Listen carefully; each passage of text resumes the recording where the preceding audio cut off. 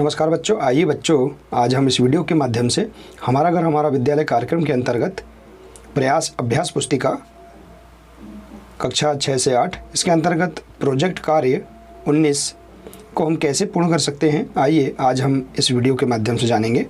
देखिए बच्चों, इसके अंतर्गत दिए हैं यहाँ निर्देश। आप अपनी पिछली कक्षा की पाठ्यपुस्तक का पहला पृष्ठ देखिए, उस पर क्या लिखा है पढ़िए और उसे संक्षिप्त में लिखिए कि उस पर क्या क्या अंकित है। देखिए, आप अपनी पिछली कक्षा के पाठ्यपुस्तक का पहला पृष्ठ देखिए बच्चों, यदि आप कक्षा 6 में हैं तो पिछली कक्षा आप 5 के देखेंगे। यदि आप कक्षा 7 में हैं तो पिछली कक्षा आप 6 पाठ्यपुस्तक का पहला पृष्ठ देखेंगे। कोई किसी भी विषय की पाठ्यपुस्तक का पहला पृष्ठ देख सकते हैं। देखिए, जैसे कि हम यहाँ पर देखिए भाषा भारती कक्षा 6। यदि हम कक्षा 7 में पढ़ रहे हैं तो कक्षा 6 के हम पाठ्यपुस्तक का पहला पेज देखते हैं। देखिए, इस प्रकार से हम यहाँ पर देखिए, यह पहला पेज है। देखिए बच्चों, देखिए यहाँ पृष्ठ यहाँ नीचे दिया है पहला पेज। इसके अंतर्गत देखते हैं कि हम यहाँ पर इस पृष्ठ में पहले पृष्ठ में क्या क्या अंकित है, इसे हम देखेंगे और इसे हम लिखेंगे। आइए देखते हैं। देखिए, यहाँ जिस प्रकार से अंकित है, यहाँ जो पहले पृष्ठ में लिखा है उसे हम यहाँ इस प्रोजेक्ट कार्य में लिखेंगे। तो आइए लिखते हैं बच्चों। तो देखिए बच्चों, इस प्रकार से हम यहाँ लिख सकते हैं। देखिए, जैसे कि यहाँ पुस्तक में लिखा है भाषा भारती हिंदी विशिष्ट कक्षा 6। इस प्रकार से हम देखिए यहाँ पर इसे लिख सकते हैं। देखिए, भाषा भारती हिंदी विशिष्ट कक्षा 6 NCERT समग्र शिक्षा मध्य प्रदेश राज्य शिक्षा केंद्र मध्य प्रदेश भोपाल वर्ष 2020। इस प्रकार की जानकारी हम पहले पृष्ठ से लिख सकते हैं। ठीक है बच्चों, आइए इसी के अंतर्गत हम इसमें आगे की ओर देखते हैं। अपनी पाठ्यपुस्तक में दी गई अनुक्रमणिका को देखिए और विवरण निम्न अनुसार लिखिए। देखिए बच्चों, पाठ्यपुस्तक में दी गई अनुक्रमणिका को देखिए और विवरण निम्न अनुसार लिखिए। जैसे कि देखिए, हमने पिछले वर्ष की जो हिंदी पुस्तक है, हम इसकी अनुक्रमणिका देखते हैं। देखिए बच्चों, आपको अनुक्रमणिका यहाँ इस प्रकार से यहाँ देखना है। देखिए, कक्षा 6 हिंदी विशिष्ट अनुक्रमणिका। देखिए, इस पेज को हम देखेंगे। यहाँ पर दिया है, देखिए क्रमांक, पाठ, विधा, रचनाकार, पृष्ठ। ठीक है, तो देखिए यहाँ पर पाठ के नाम भी दिए हैं और इनके अंतर्गत जो विधा हैं इनके नाम भी यहाँ दिए हैं और रचनाकार के भी नाम दिए हैं। तो आइए हम इसके अनुसार यहाँ देखिए, इसके अनुसार जो यहाँ जानकारी दी गई है इसे हम कंप्लीट करेंगे, इसे हम पूर्ण करते हैं। तो देखिए बच्चों, यहाँ दिया है अनुक्रमणिका का पृष्ठ क्रमांक क्या है। देखिए, यहाँ हमने जो अनुक्रमणिका निकाली है इसका पृष्ठ क्रमांक देखना है। अनुक्रमणिका का पृष्ठ क्रमांक क्या है, देखिए बच्चों, इसे हम लिख देंगे। तो यहाँ लिख देंगे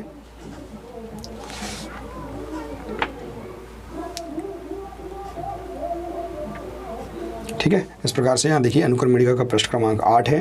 ठीक है, इसी प्रकार से देखेंगे उसमें दिए गए पाठों की कुल संख्या कितनी है। तो हम यहाँ पर जो अनुक्रमणिका देखेंगे उसमें दिए गए पाठों की कुल संख्या देखते हैं। जैसे कि देखिए 1 से लेकर यहाँ पर देखिए 22 तक पाठ हैं, तो हम इस प्रकार से पाठों की कुल संख्या यहाँ लिख देंगे। ठीक है बच्चों, तो देखिए हम यहाँ लिख देते हैं, उसमें दिए गए पाठों की कुल संख्या 22 है। ठीक है, इसी प्रकार से देखेंगे विधाओं का नाम व उनकी संख्या का विवरण तालिका में लिखिए। देखिए, यहाँ पर पाठ के अंतर्गत जो विधाएं दी गई हैं इनके नाम हम यहाँ तालिका में लिखेंगे। आइए देखते हैं।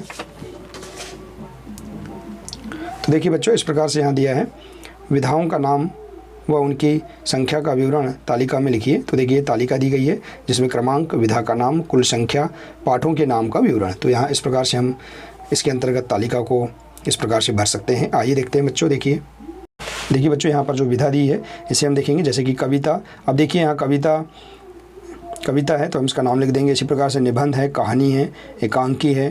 ठीक है बच्चों, इसी प्रकार से देखिए पत्र है, इसी प्रकार से देखिए जीवनी है, इसी प्रकार से देखिए यहाँ यात्रा वृतांत है, आत्मकथा है। ये सब क्या है, विधाएँ हैं।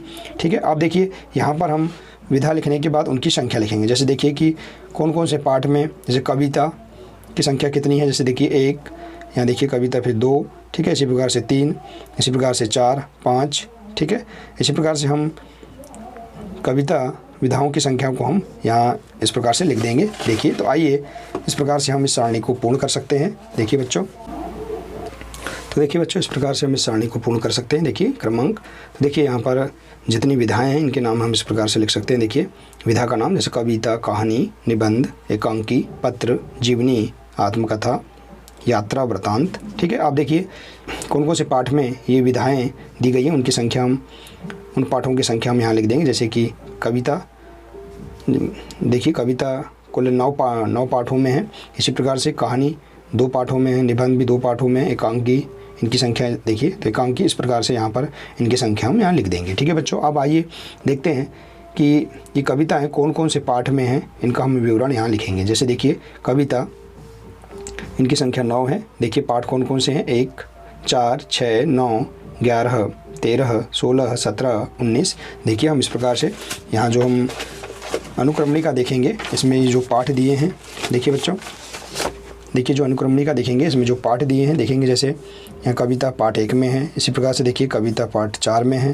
ठीक है, इसी प्रकार से देखिए कविता पाठ 6 में है। तो इस प्रकार से यहाँ पर कौन कौन से पाठों में है उनके क्रमांक या उनके हम नाम भी लिख सकते हैं। ठीक है बच्चों, देखिए तो बच्चों इस प्रकार से आप यहाँ पर इस तालिका को बहुत ही सरल तरीके से पूर्ण कर सकते हैं। ठीक है बच्चों, देखिए बच्चों, आप यहाँ पर किसी भी कक्षा की अनुक्रमणिका आप तैयार कर सकते हैं।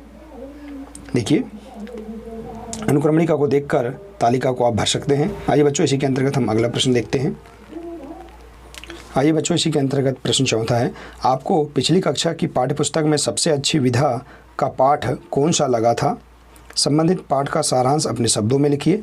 पाठ क्यों अच्छा लगा? देखिए आप जो पिछली कक्षा की जो आपने अनुक्रमणिका देखी है उसमें देखेंगे कि आपको सबसे अच्छी विधा का पाठ कौन सा लगा। संबंधित पाठ का सारांश अपने शब्दों में लिखिए।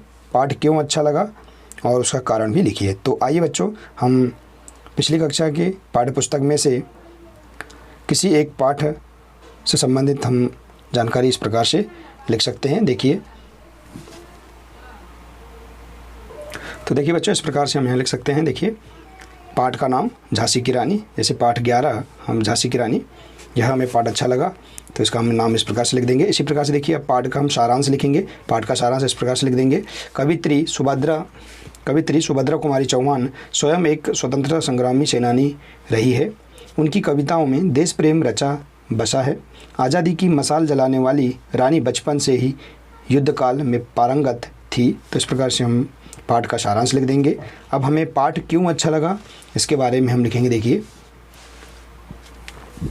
तो देखिए पाठ क्यों अच्छा लगा, झांसी की रानी की कविताओं में देश प्रेम रचा है, इसलिए हमें पाठ बहुत अच्छा लगा। आप अपने स्तर से और भी जानकारी यहाँ लिख सकते हैं।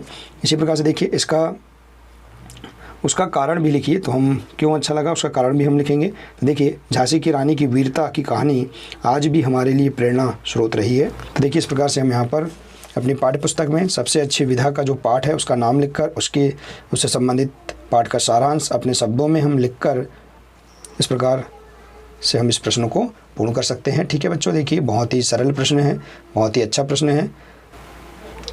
तो देखिए बच्चों इस प्रकार से हमने आज इस वीडियो के माध्यम से प्रोजेक्ट कार्य 19 को बहुत ही सरल तरीके से पूर्ण किया। बच्चों आप इस पर और अधिक जानकारी प्राप्त करने के लिए यहाँ जो QR कोड दिया गया है इस पर आप अपने मोबाइल से स्कैन करके और अधिक जानकारी प्राप्त कर सकते हैं।